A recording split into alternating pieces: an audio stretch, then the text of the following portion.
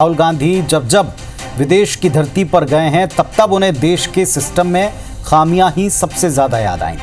ये बात हम नहीं कह रहे हैं, ये बात देश में सत्ता पक्ष कह रहा है। देश में उनके बयानों पर जो विदेश में कहा जाता सियासत न गरमाए, ऐसा हुआ नहीं है।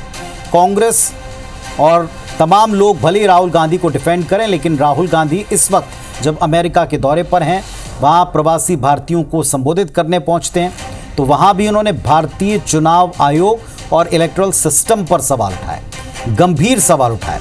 राहुल ने कहा कि चुनाव आयोग समझौता कर चुका है, कॉम्प्रोमाइज हो चुका है। राहुल के इस बयान पर देश में सियासी घमासान तय था और हो भी ऐसा ही रहा है।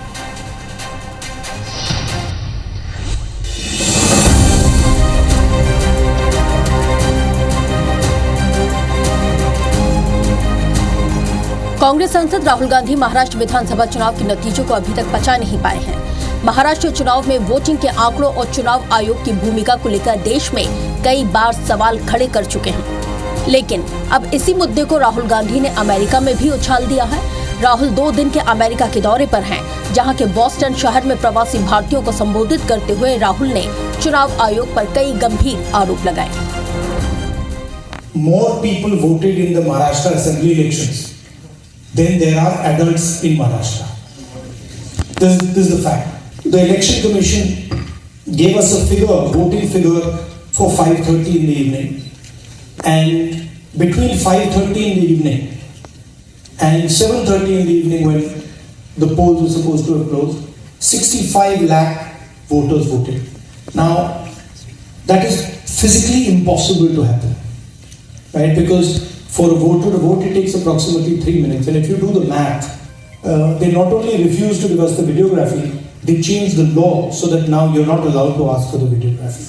So it's very clear to us that the election commission is compromised. It's very clear.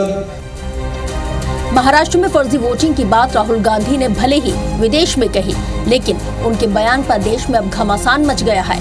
BJP ने राहुल गांधी के बयान को देश का अपमान बताकर जोरदार निशाना साधा।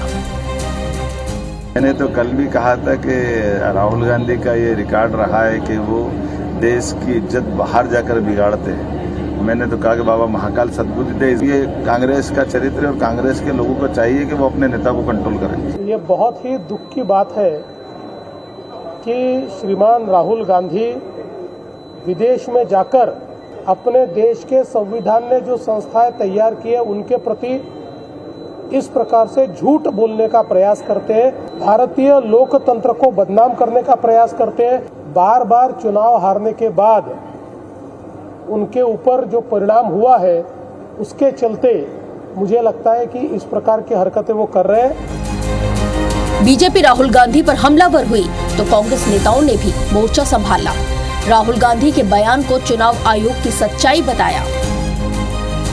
सबसे पहले विदेशों में जाकर खुद माननीय प्रधानमंत्री जी ने अपने देश की बातें बाहर रखी। विपक्ष को जिस तरह से, जिस लहजे में माननीय प्रधानमंत्री ने हमेशा अपमानित किया, विदेशों में जाकर देश के अंदर की राजनीतिक बातें वहाँ पर कही जाती और हर तरह से कही जाती, और अब ये तो उल्टा चोर कोतवाल को डांटे की बात है। पूरा देश और दुनिया इस बात को समझ चुका है कि भारतीय जनता पार्टी जनता के विश्वास पर चुनाव नहीं जीत सकती।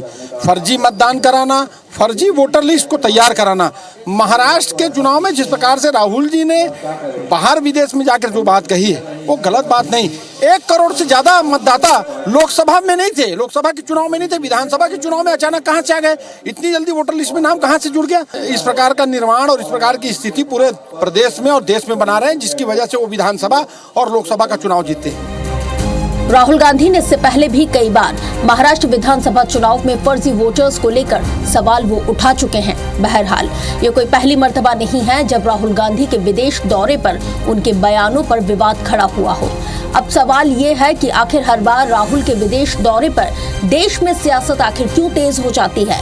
विदेश में देश की संस्थाओं पर बात करना राहुल गांधी की स्ट्रैटेजी है या फिर कुछ और? लेकिन राहुल के बयान पर देश में एक बार फिर अपमान बनाम सम्मान की लड़ाई तेज है। Bureau report, IBC 24।